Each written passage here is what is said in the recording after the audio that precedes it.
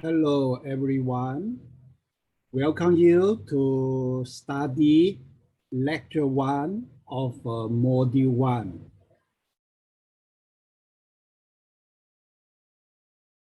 So the title of today's lecture is task planning. Before we enter into the study of today's lecture, let's have a quick review about the learning objective of this course. So this slide tells you that the learning objective of this course is for you to become a designer of a robot as a product. In general, as a designer, you may have at least 4 questions in mind. Question number 1, who are the user? Question number 2, what are the needs of the user? Question number 3, what are your robots which could meet the need of your user or buyer? Question number 4, what are the solutions behind the design of your robot? Here you may face 2 scenarios. The first scenario is in which you know the specific user, you know the need from your specific user. Therefore, you should be able to answer the first 2 questions. The second scenario is the case in which you do not know the specific user. Therefore, you do not know the need of a specific user. However, you still want to design robot as a product which could be purchased by many potential buyers. Okay, so these 2 scenarios correspond to these 2 situations. First situation is the case in which we have a buyer or user who look for product or system. The second case, the second situation is the case in which we have a product or system which look for buyer or user. Okay, so therefore, as a designer of the robot, you may want to produce or design robot, produce robot in advance, and then you try to sell your product to as many users as possible. Therefore, in this case, you need to know who will be the generalized user, what will be the generalized need. Okay, so with this answer, then you will be motivated to proceed with the design of your robot and the implementation of your robot. All right, so the purpose of module 1 basically is for you to identify, generalize the user and generalize the need. And based on the generalized need, then you could proceed with the design of your robot, implementation of your robot. Then subsequently, you can try to sell your robot as many as possible. All right, okay, so that is the situation that we are in. Okay, so we try to come out the product first, okay, and then look for buyer or user. All right, and once we know the generalized need and the generalized user, therefore you need to have the knowledge and the skill to come out the blueprint of your robot. So this slide basically shows you the generic blueprint or functional flow diagram of a robot. Okay, by now, if you do not understand the meaning of this drawing is okay. But after the study of module 1, at least you see the title of module 1 is here. You will be able to understand this module. Okay, but for this module, we are not going to cover in this course because this module will take up 1 semester for you to study. Okay, so slowly you will be able to fully understand this slide. And for example, module 2 are here. Module 3, you see module 3 will cover kinematics, dynamics, and the module 4 will cover robot control. All right. So in order to fully understand the module in this blueprint of a robot, then you need to study all the topics which has been grouped into 4 modules. So today we start with the first lecture in module 1, and the title of module 1 is Robot Man and Design. All right. And the key takeaway from module 1 is for you to know the answer to generate or generalize the user and generalize the need from your generalized user. Okay, so you will see we have a path planning, trajectory planning. Therefore, you understand robot is just a motion provider. Okay, so you can design your robot in advance, then look for user, look for buyer of your product. All right, okay.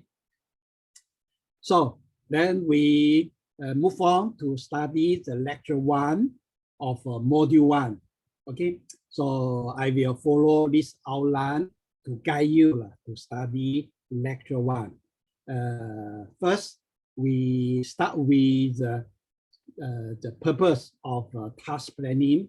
So because you may have this question in mind, why should a robot to undertake task planning? All right. Here is a definition of task planning. So task planning is a module or process which take a job description as an input and produce a sequence of a task as an output, which are to be performed by robot. All right. So this is like you need to know what are the generalized needs from the user of your product, because without the knowing the generalized need from the user of your product, then what's the point for you to develop or design, implement your product? All right. So this is the starting point, okay, for you to study this course, okay, for you to understand why do we need to design and implement robot as a product. All right. Then in order to understand this definition, okay, or to be convinced by this module or presence of this process or this module, then I will guide you through the answer, okay, to these 2 questions. Question number 1 will be, what are the tasks which could be performed by robot? And this video may help you to know the answer.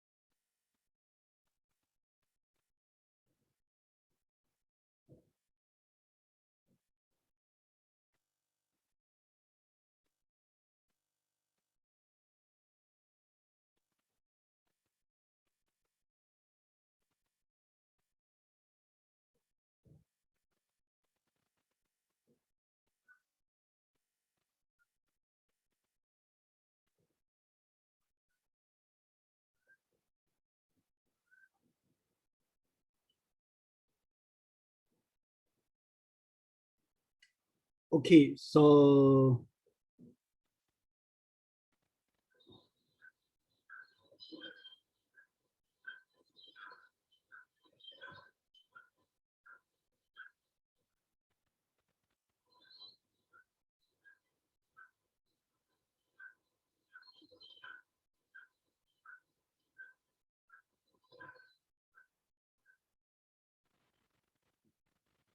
okay, so this video will convince you to believe that the physical capability of today's robot are very, very close to the physical capability of a human being.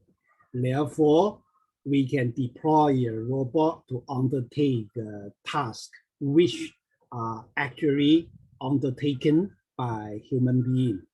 All right. Then next question will be where to find the job for robot to do. And here I give you some pointer to the answers. For example, we can find the job in manufacturing, job in transportation, job in service, job in agriculture, in defense, in education, etc. All right. And here we will use manufacturing as an example to illustrate the procedure underlying task planning, action planning, motion planning, path planning, and the trajectory planning. Okay, so all these procedures are equally applicable to the situation in which robot will undertake a job in other sector of industry or society. All right. Then what is manufacturing? Then how come manufacturing is a very, very popular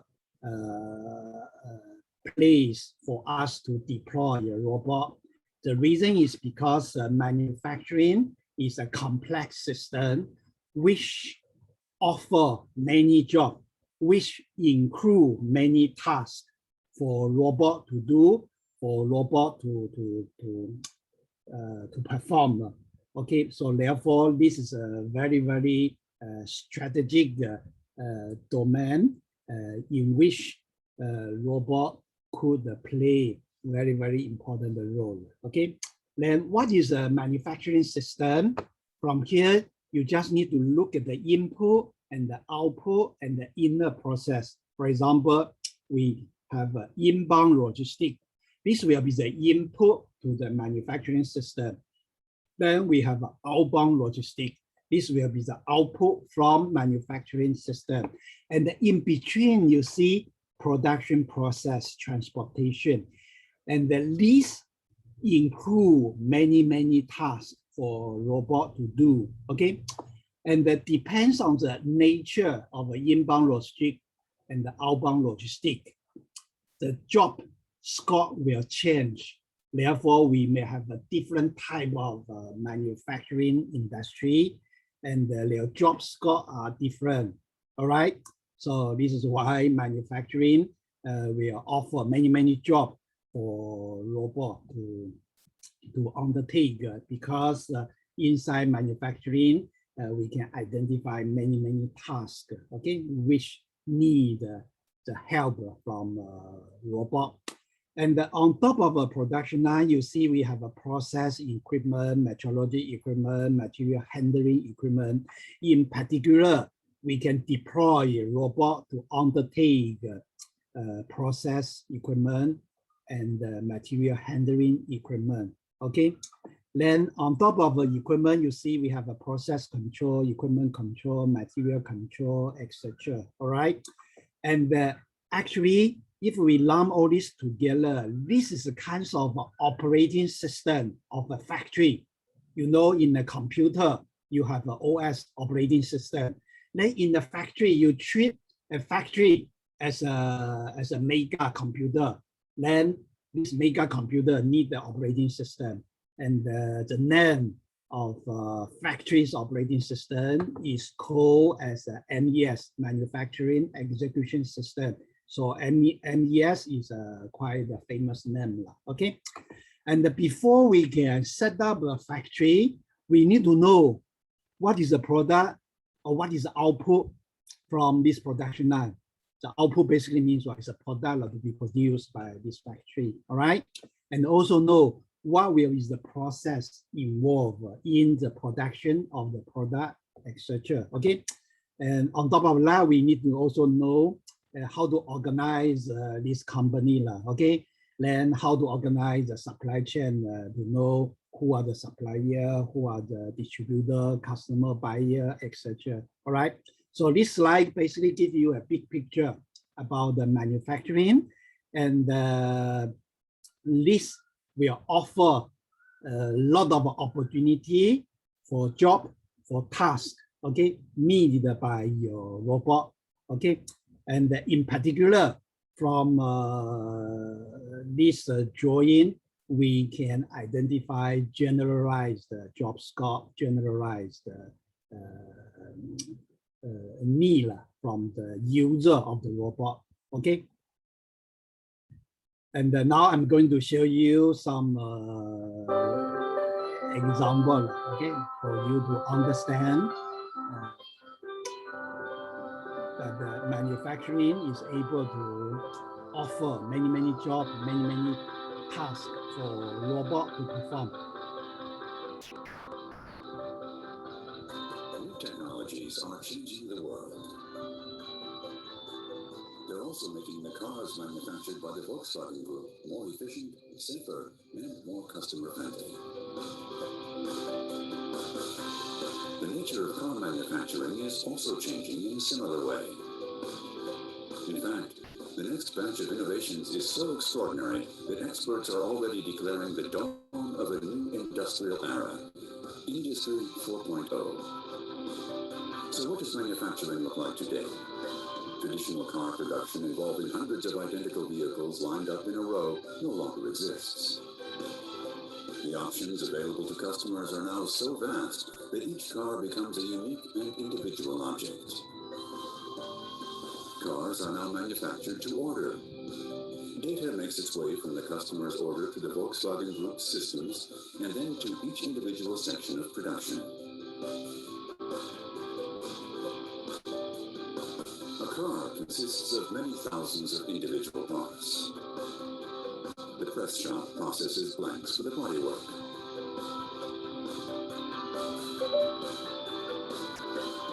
In the body shop, the car is baptized. In other words, it's given an RFID tag that can track it via radio frequency. This establishes which car body belongs to which customer order. The paint shop also receives information from the system world.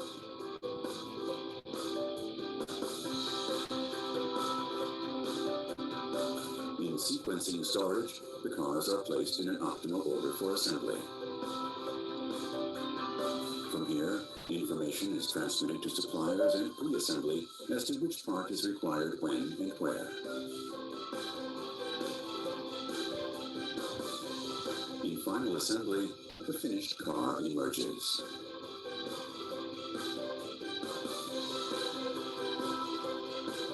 The Volkswagen Group manufactures its cars using state-of-the-art technology, but development and innovation never stop. What does the future hold in store?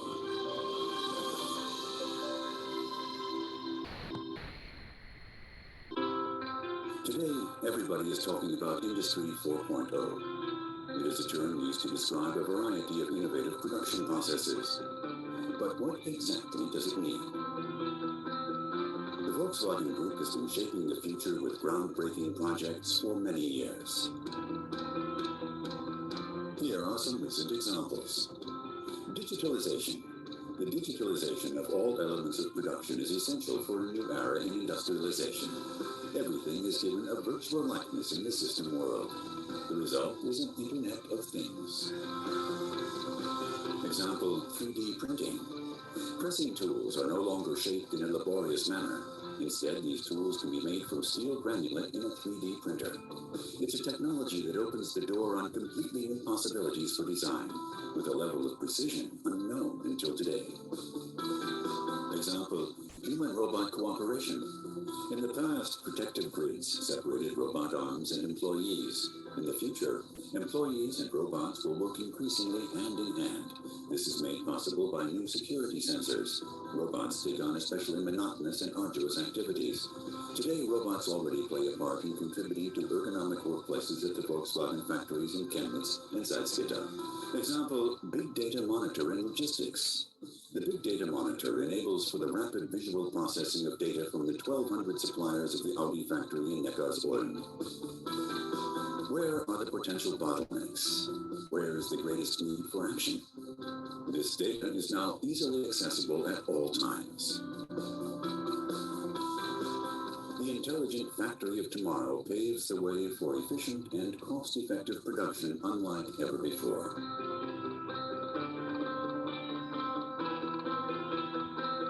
Industry 4.0 also means brand new opportunities for employees. The Volkswagen Group has already begun actively preparing its workforce for the future. The world is changing, not only in the automotive industry. Everything is in motion, and the Volkswagen Group provides the... All right, so this short video basically give you an idea about the job in manufacturing, in which you could identify many tasks for robot to perform, right? And this picture basically show you a production line which will produce a car in big quantity. And this picture show you the transportation job in which we could deploy a mobile robot or high-speed mobile robot to undertake the task of transporting people, transporting goods, etc. All right. And in agriculture, this video will also show you there are opportunity for us to identify tasks which could be performed by robot.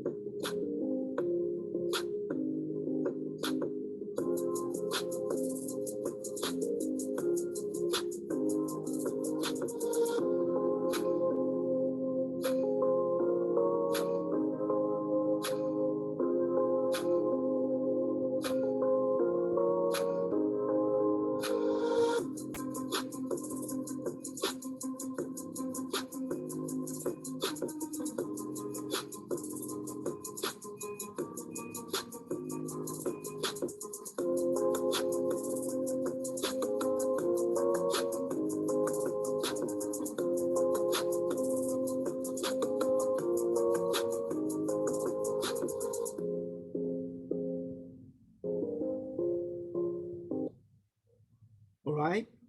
So this video also give you an idea about where to find the job and the task for robot to perform in future, all right? And of course, we can also deploy a robot for medical intervention, medical care, and in particular for surgical operation. Okay. I'm ready.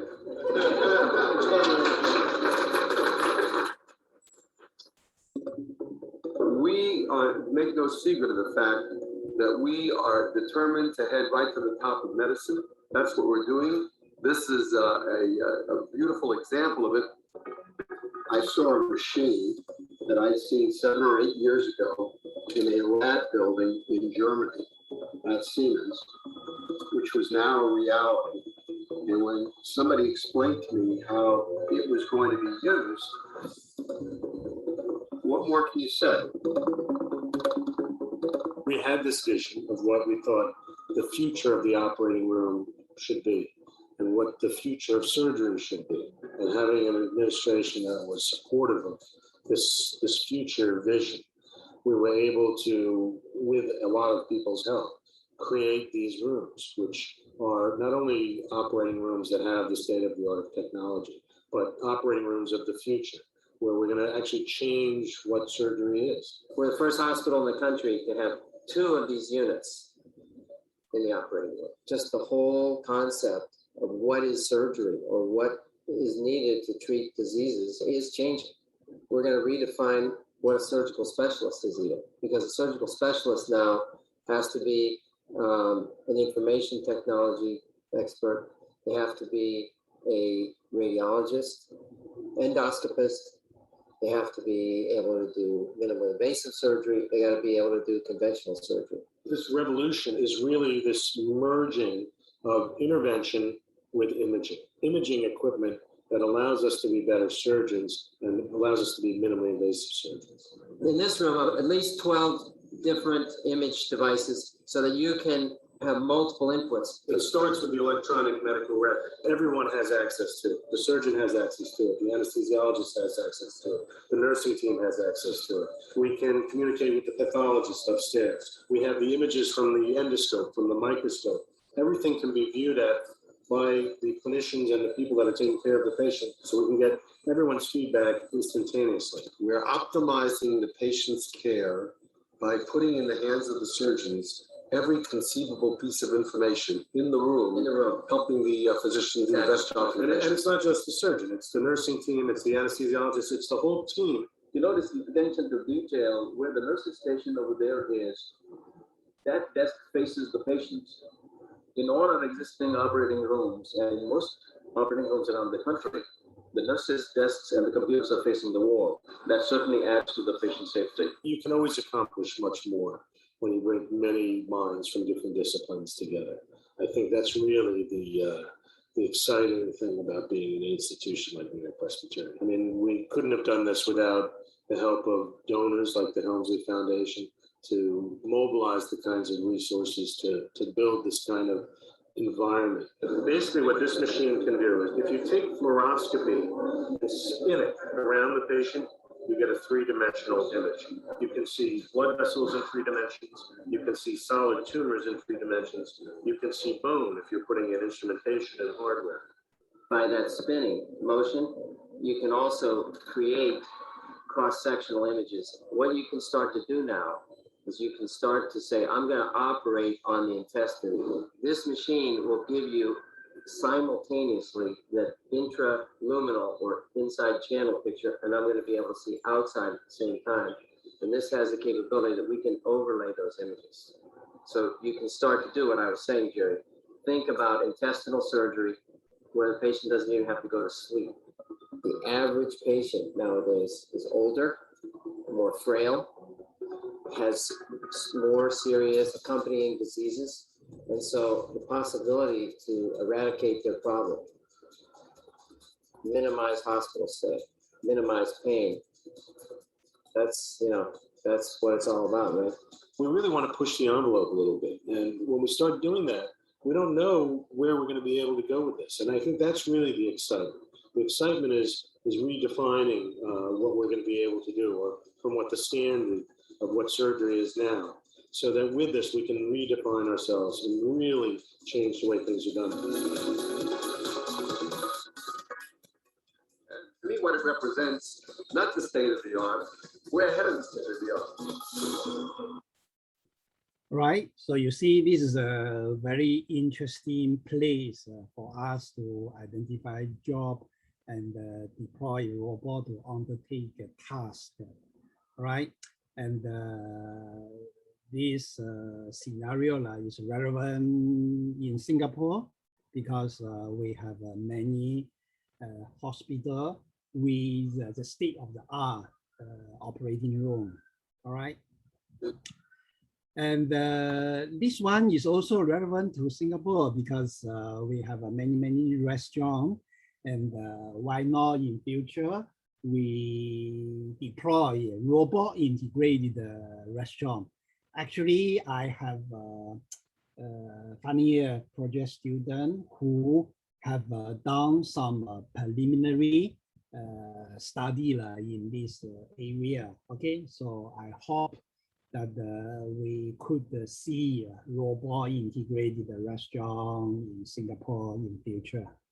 All right. So help could be at hand in the form of a robo chef that you can install in your kitchen.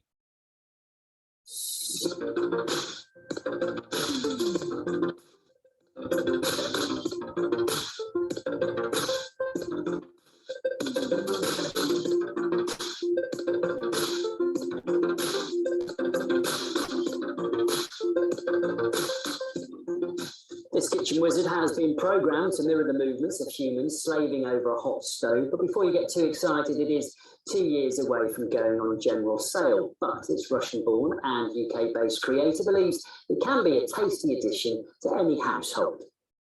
You can cook in this module by yourself, by your hand. The model will recognize your movements, save it like a program, and after it's executed in the same way like you do without you. You can save this program unlimited times. You can save it for yourself. You can buy the recipe from any kind of chef in the world. Press the button, choose the recipe, load the ingredients, and start cooking without your help, and start watching how these people who generate the recipe cook. Well, the Robo Chef is causing quite a stir, not just in those pots and pans that you saw. It has captured the imagination of quite a few of you, particularly on the internet. So most people do seem to like the idea, although some do say it takes the fun out of cooking. And connoisseurs do warn it will never replace the human touch. We should never take the human element away from that. I still think nothing beats a person making your food who puts love into it and care and attention. And sometimes mistakes make great things. So I don't think it will ever take over human chefs and people cooking, because we love to cook. It's artistic. So for some people it's relaxing. For some people it's super creative. So I think it'll have its place, but I don't think we'll ever lose the human chef. The issue is not whether or not automation will replace jobs in our context, because what we've done is create 120 new jobs in Silicon Valley. What does the robot do? The robots are doing the tasks that are unsafe, that are repetitive, that are boring, that aren't really human-centered tasks, like sticking your hand in and out of an 800-degree oven, 2,000 times a day. And the humans are doing human-centered work, collaborative work, creative work. Like coming up with the cheesy E. I'm looking at Pineapple Express. That's right. The sweet corn pizza. I'm looking at some of your pizzas. That's what you do. So is this cheaper for you? I mean, The idea is that they're not going to take sick days. I mean, did you decide to go this way for a specific reason? The problem that we were solving was how to get healthy food onto your table affordably. So yes, there's absolutely a margin play going on here. We're using automation and we're using technology to decrease some of our labor costs and occupancy costs, but we're reinvesting the surplus from that technology into better jobs. Pizza's pretty cheap. Are your pizzas cheaper? Our pizzas are as affordable as our competitors, even though a 14-inch pepperoni pizza is going to cost you $10, just the same as it would at a competitor. But even though it's got locally sourced, sustainably farmed ingredients, and it's the best quality. Are your pizzas cooked in a central oven or in a retail location, or can I walk in and get a pizza? Or is it all delivery? Tell me about that. This is and how much do these things cost, these robots? Zoom is a delivery-only concept. Delivery only. So there is no physical storefront. Guess what that means? That means I don't pay 10% of my revenue in rent. That's another thing that we're doing to build profitability. All of the pieces are prepared using our robot-enabled pizza assembly line in a central facility. But the way that we get the pizza to you is in a special vehicle that cooks the pizza while it's being delivered to your door. So it's always coming. So what am I seeing going on here? I thought I just saw something come out of an It's oven. getting cooked in the Right. video. There are people. They've got people. Yeah. So I So see the people, they're not getting cooked. that's our par baking oven. So on a production Oh, I shift, see. early in the morning on our production shift, we're par baking. Yeah, That's okay. right. And then we're finishing them the moment that they get to They you. get- You can buy par-baked bread that you bring home and put in the oven. Yes, And then yes, you yes, talk yes, to yes. the finished So the pizza is cooked finally in the truck as it comes Exactly. to my house. Yes, we have a sophisticated inventory sensitive routing system that tells the ovens within the truck exactly when to turn on, when to turn off, how hot to cook for, so that your pizza's cooked to perfection. Just the I think moment. other pizzerias are doomed. Hey, every All right. Okay. If so, help.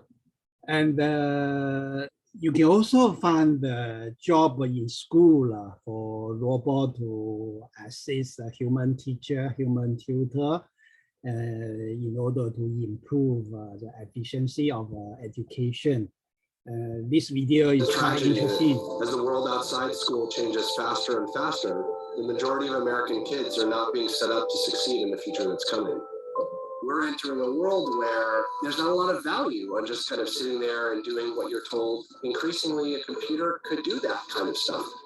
We are eventually going to create a new model of education suited to the 21st century instead of the last half of the 19th century. This is going to happen.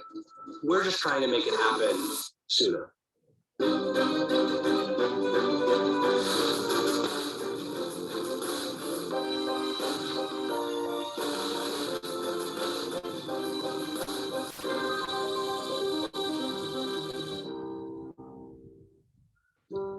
My name is Max Ventilla, and I'm the founder and CEO of Alt School. Working in Silicon Valley and being at Google and living here, it's kind of impossible not to have it shape your worldview and to believe that a mission-driven technology company can have an incredible impact beneficially on the world. And being a parent of young kids, there's really nothing I can think of that is more important than their education that I can be working on. As an entrepreneur, you have that startup bug. You need to work on something that catches you, and this was the thing that caught me. There's this problem, which is that the model that we have for educating kids, it is a mass production model. It's a factory model. It doesn't provide an individualized experience to kind of anybody. Every 45 minutes, kids switch to a different subject, and they open a textbook and they read the next chapter, and at the end of the week, they take a quiz. That experience is teaching kids how to think like computers, and that's not going to be very valuable when these kids actually grow up to be adults. If you're trying to fundamentally transform the education experience, that is not something that you can just kind of whiteboard with a bunch of research and a bunch of smart people in a room somewhere. You have to learn what that model looks like. For us, that meant immediately, almost from starting the company, opening a school. And then we opened 3 more schools, and then we opened 3 more schools, and now we're opening 2 more schools that are focused on personalized education. Each child defines their own experience to learn in a way that feels natural, takes advantage of their curiosity, and that doesn't try and corral them to learn this thing right now in this way. And that's where technology plays a foundational role versus a superficial role. There are 2 tools that fundamentally enable personalization in our schools. One tool is called the portrait, So this is a representation of all the things that are important about each child that different people can add to for curating a day-to-day education experience that's going to meet them where they are. That maps to a second tool, which we call the playlist, which is the kind of scaffold for each child's day. It's a to-do list and a calendar. It allows each child to decide, what order they do things, or they can decide what's on that playlist as they get older. It's allowing a child to have agency. None of us like being told what we need to do, when, where, how, with whom.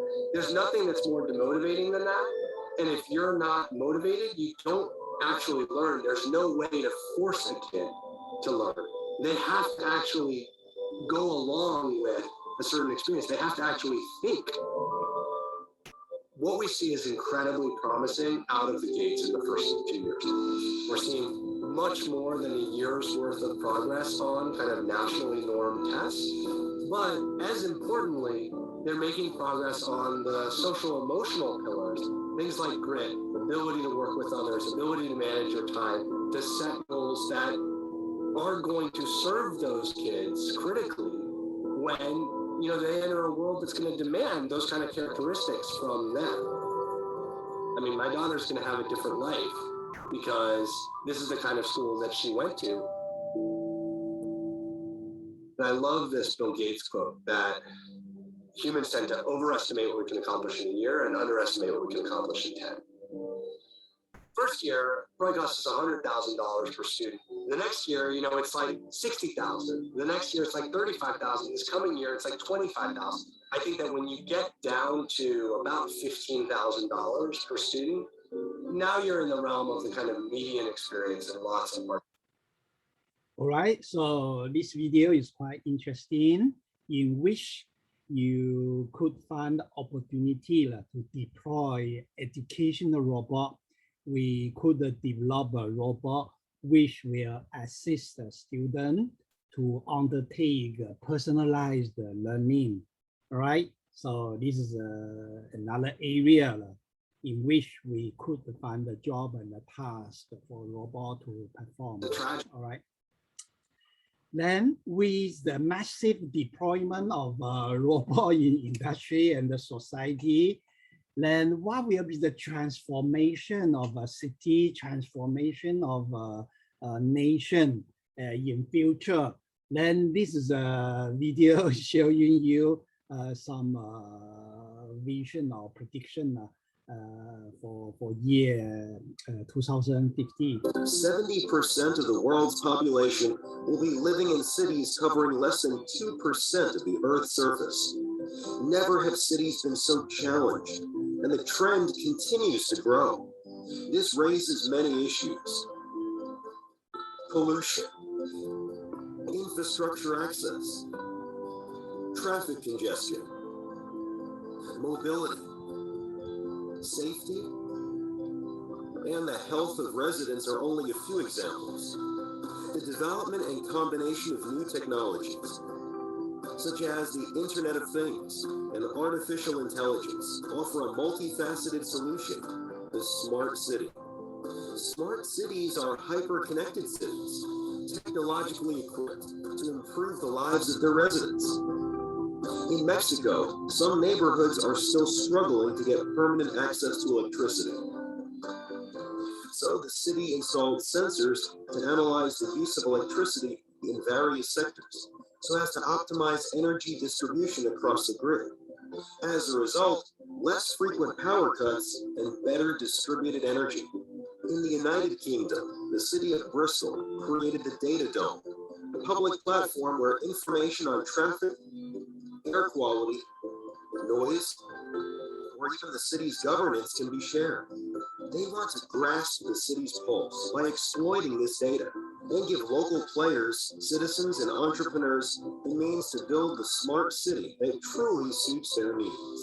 At AXA, we want to provide our know-how to enable public authorities, businesses, and society as a whole to better anticipate the future and thereby protect all actors living and creating the cities of tomorrow. All right. So in this video, you heard this term, Internet of Things. Things basically refer to sensor and actuator. And in a broad sense, you can treat a robotic arm as a mega actuator. Actuator does not mean a single motor. You put the robotic arm or mobile base together. So actually, you can consider them as a mega actuator. Therefore, Internet of Things include Internet of Robot, all right?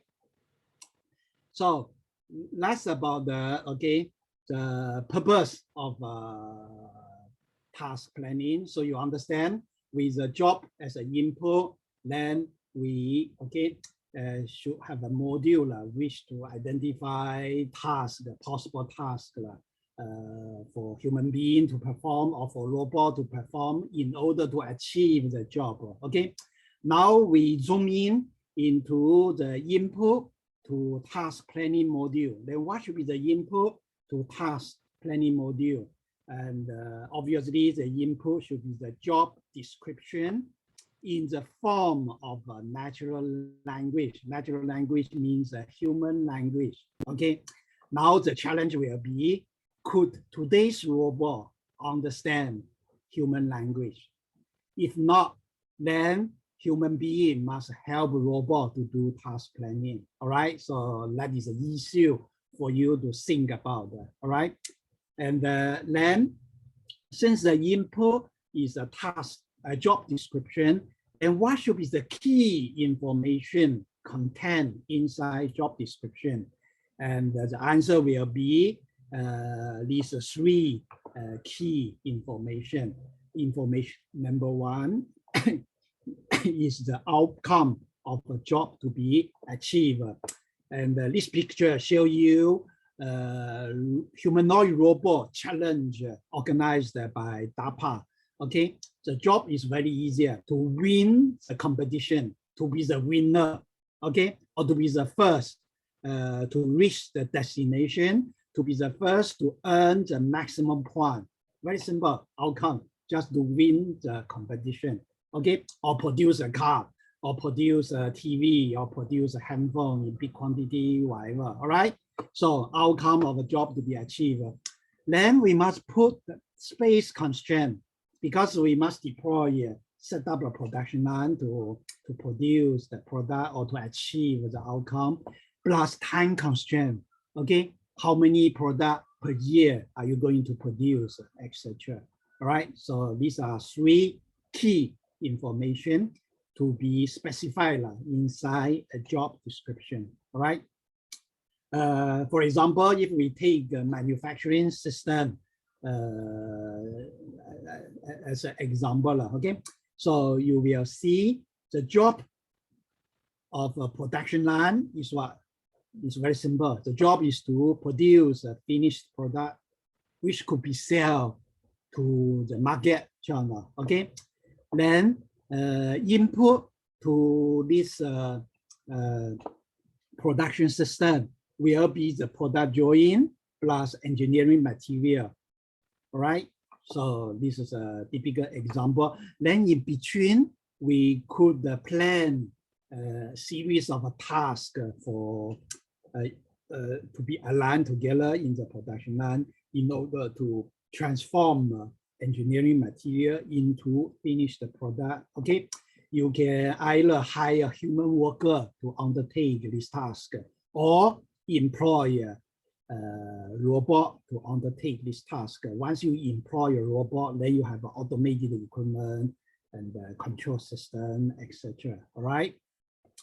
And here just show you one example of a manufacturing job. The job is what? The job is to produce aircraft. Okay. So we have this idea in mind. Then we come out the drawing. We have the key, the part drawing, then we fabricate all these key components, then we do assembly, then finally we get this finished product, and this product could be sold, okay, to the market, okay. So this is a typical example of a job, okay. And the input, obviously, you see, should be the product drawing, okay, product drawing, and also engineering material, all right? Here's a second example. The job is produce this type of service robot, then from drawing to key system to key component. Then we have machining the part, then we do assembly, and finally we have this product as an output, which could be sold, okay, could be sold to the market, etc. Right?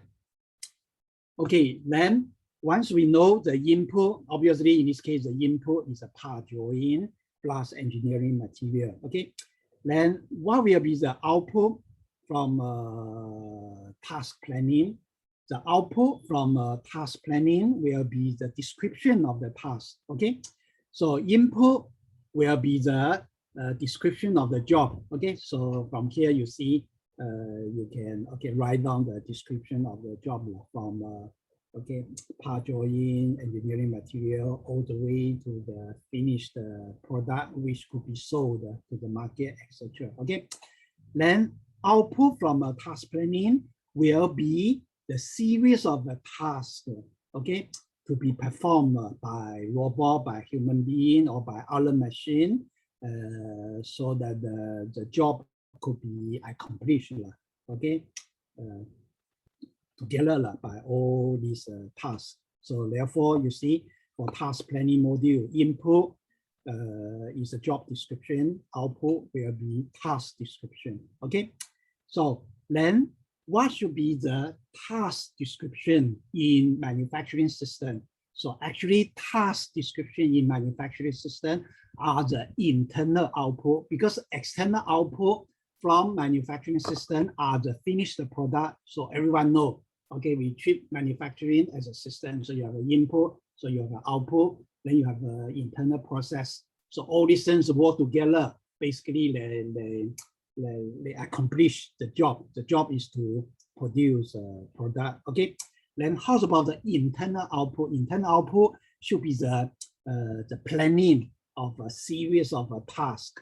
Okay, for robot to perform or for human worker to perform in order to achieve the output of a manufacturing system or external output of a manufacturing system. All right.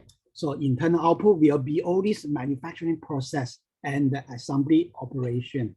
All right. Then for manufacturing process, so this is a tree structure, okay, for all the possible manufacturing process, okay. But okay, pay attention here. Manufacturing means mechanical manufacturing.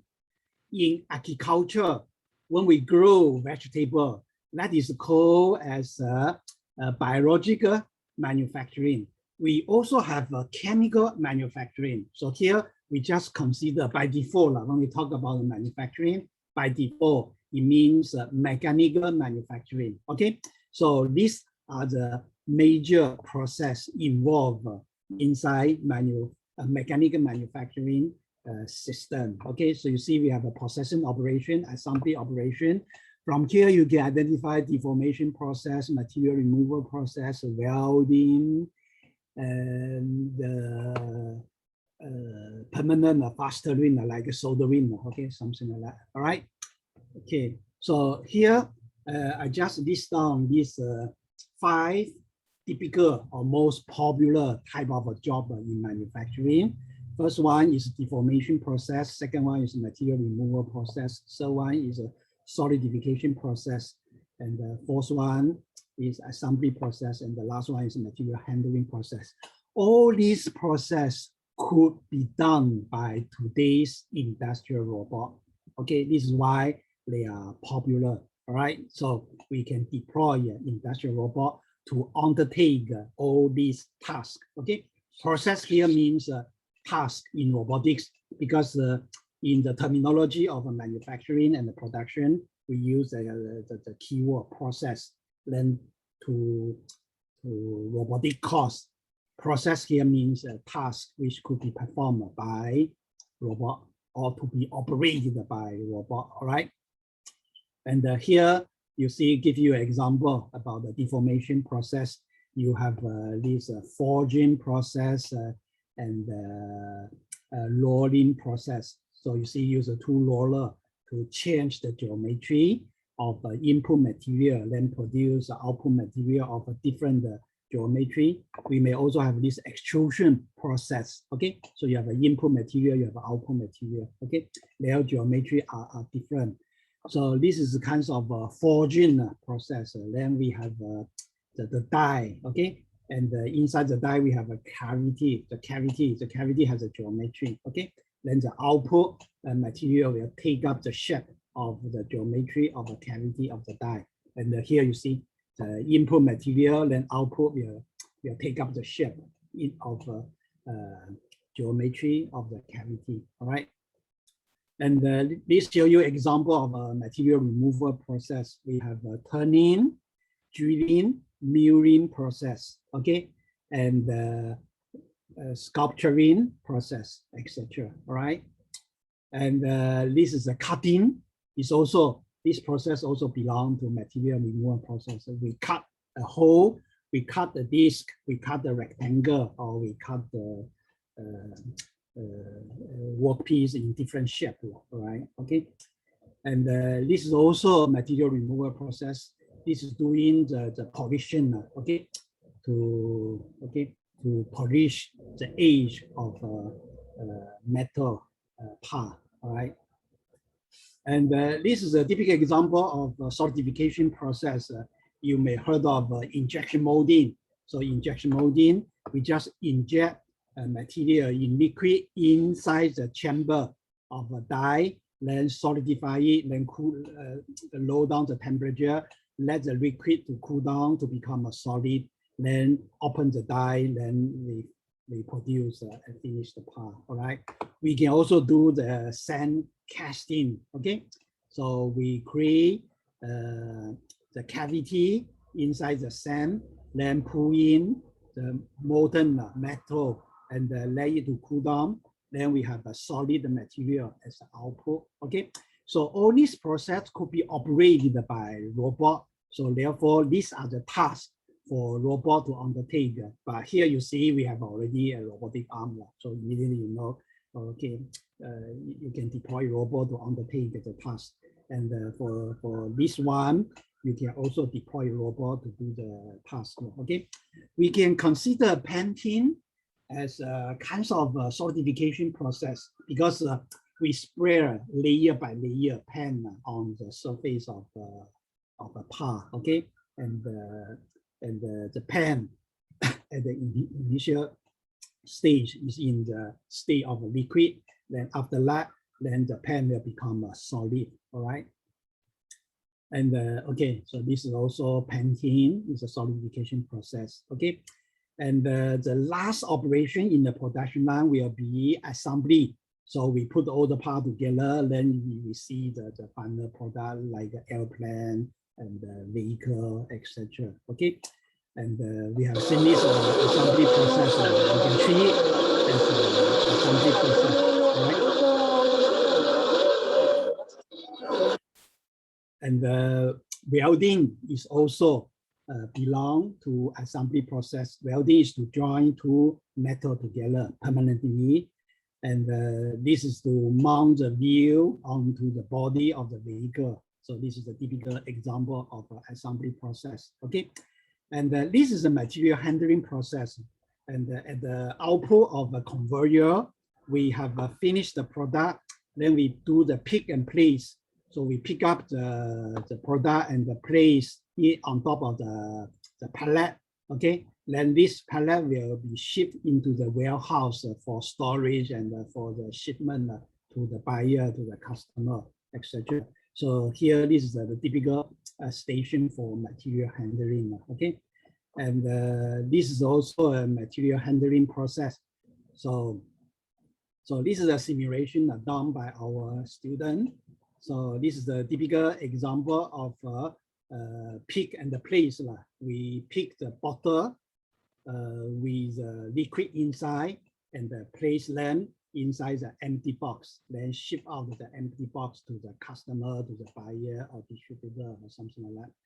So you see, okay, for each cycle of a pick and the place, okay, So you see the robot will follow, okay, specific path or trajectory, all right?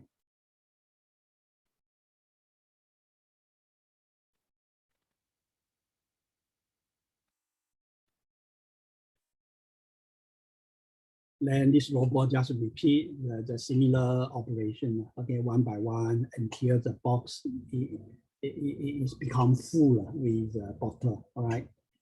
And you have seen this one. This is also a typical process of doing material handling.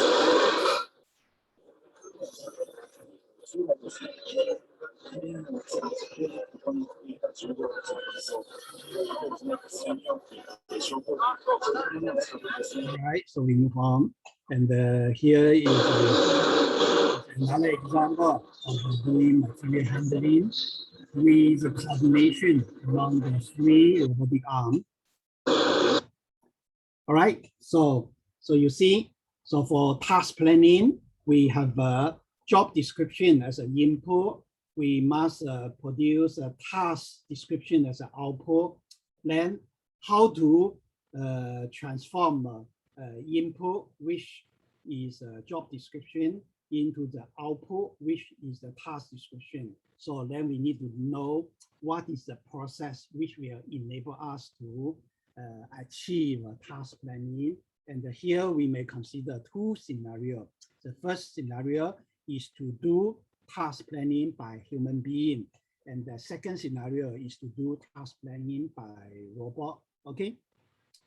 If we deploy a human being to do task planning, and then the scenario could be described in this way. For example, person A is in charge of writing down the job description.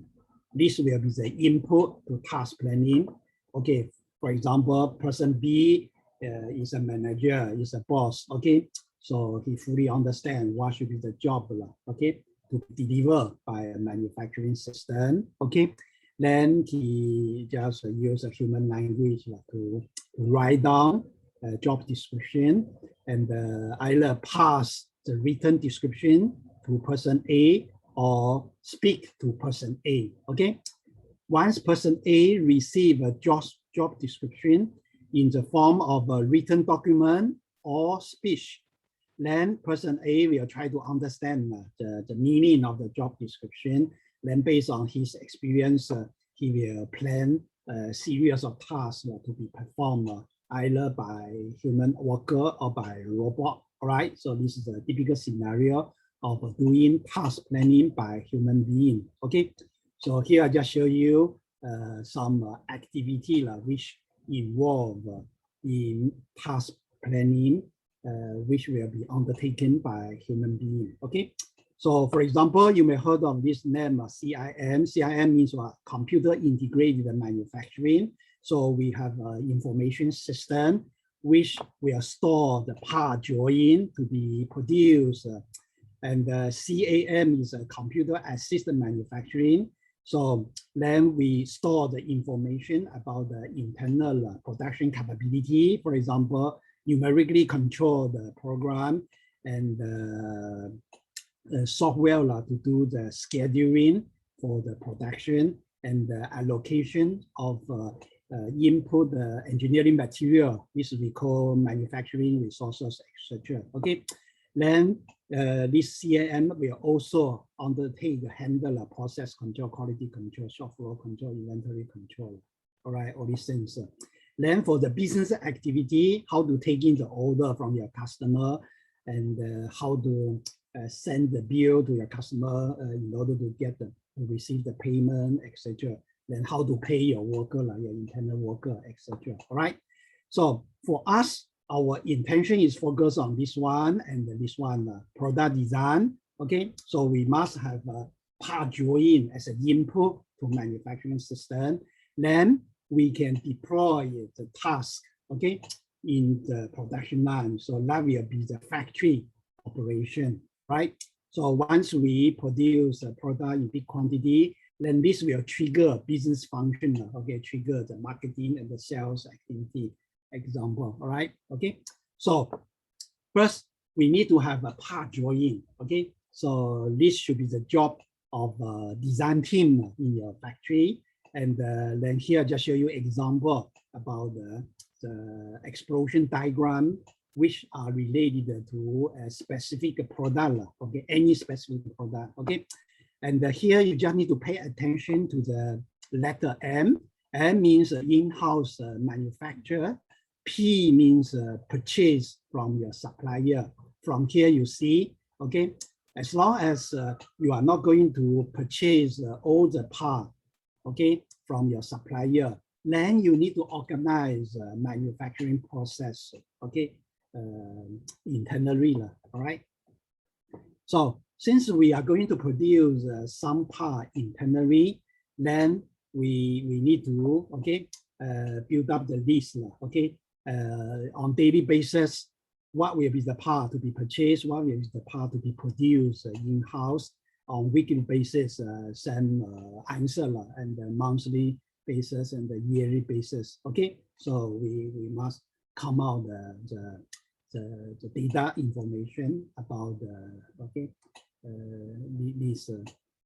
this knowledge. Okay, once we know, okay, on daily basis, weekly basis, monthly basis, yearly basis, what will be the part to be produced internally. Then for each part to be produced internally, then we need to know, okay, what will be the basic process in order to produce this part? What will be the secondary process to produce this part? What will be the property enhancing process to produce this part? What will be the finishing operation to produce this part? Okay, then we must come out a table with these 3 columns. All right, then we tick. Okay, maybe for some part we just do basic process, and then without these 3 subsequent process, etc. So you see, for each part we must come out such table. Okay, so obviously you see this must be done by human being, and in future we could develop a robotic program to automate all this planning activity. Okay, then after that, then we can start to schedule the execution of this table of planning or product making table. Okay, so and this work schedule, basically you see for here, just show you an example. Let's say we have this part is a valve. Okay, and this valve will undertake, you see the turning and on the face and the reverse. Okay, then undertake the drilling and the milling. So you will see turning, and this also is a turning, then drilling, milling. Okay, so then we must put the schedule, give the detail, what is the starting time, end time, and the settling time. So you see the setup time, cycle time, okay, and then which machine to use to do the drilling.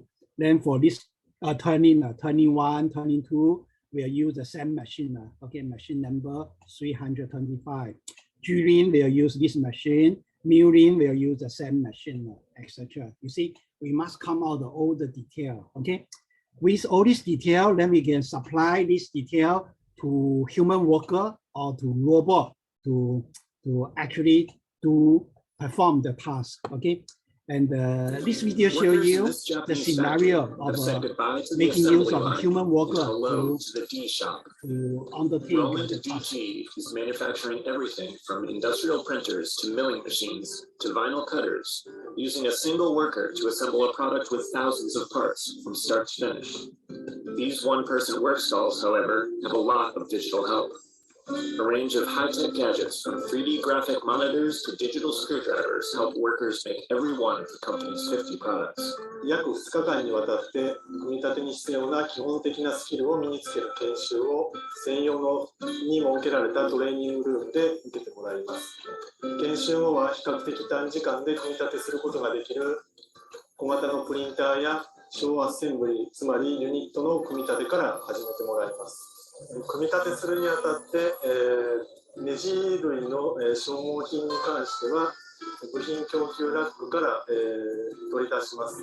で取り出すとパソコンの画面には、電気ドライバーでビス止めするように The computer keeps track of every step, ensuring correct components are used and the correct number of turns are applied to a screw. Workers' speed and efficiency are monitored, and bonuses are awarded based on productivity. そのパソコンで、記録された工程の履歴をもとに早い人の作業っていうところはどういった工夫がされているのか、肝骨があるのかっていうところを、現場を管理しているスタッフが中心になって、その膨大な生産ログを使って、しっかり分析して、分析した結果を教育であったり、実際パソコンの画面で表示される、作業指示、作業コンテンツの方に落とし込んで、全員の底上げをして、ばらつきを抑制したりという活動を行っております。While cell manufacturing, as it's called, isn't new, Roland DG says the use of digital gadgets speeds up production time, lowers defects, and helps it keep workers motivated in a market crowded with competitors. At the end of the day, the computer displays the time it took to complete the job and even gives workers a pat on the back, お疲れ様でしたと。 which means you must be tired, and we thank you. All right. And once we have this work schedule planning, okay, in the previous video, we can hire a human worker to undertake all these tasks, okay? But for us, our intention is to employ automated equipment or robot to perform the task. Therefore, then we need to know how to deploy a robot and to develop the robot which could be able to understand the task description and automatically perform all these tasks. All right. So then come to this question. Will today's robot be able to take the job description as an input and automatically plan task description as an output? Answer is what? Answer is no, because it is still a challenge for today's robot to understand human language. Okay, so therefore we must rely on the assistance from a human being in undertaking task planning. Okay, so then, however, we must do research in order to make a breakthrough, okay, in this area, so that in future, robot will be able to understand human language, okay. The last video basically is to show you, okay, we must invest in this direction. Why? Because there are opportunity, many opportunities, okay, in future.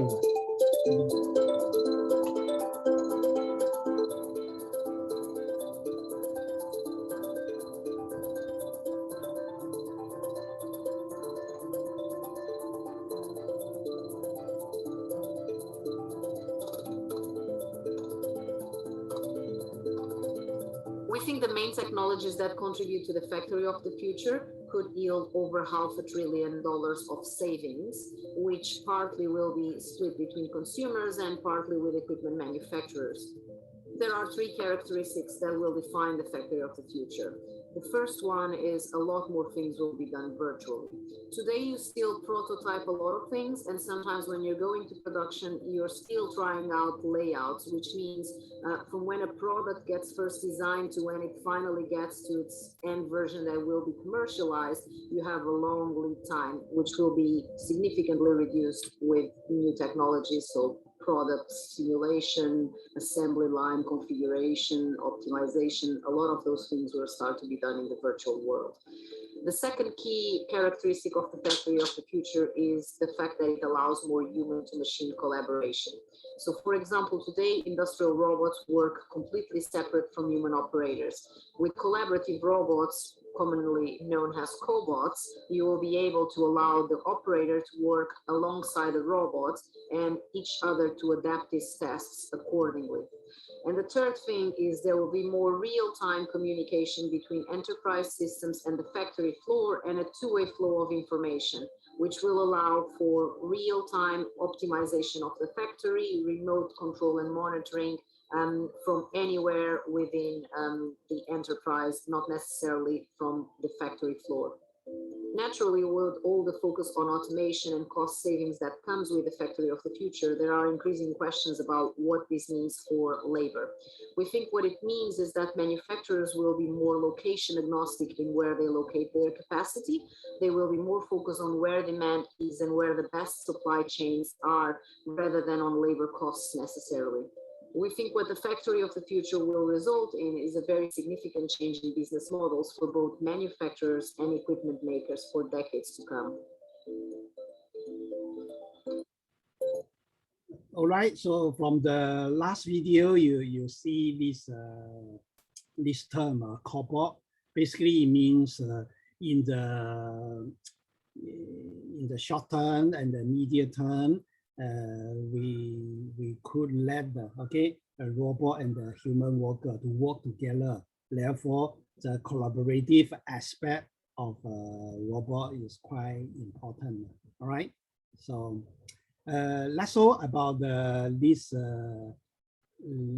first lecture on task planning.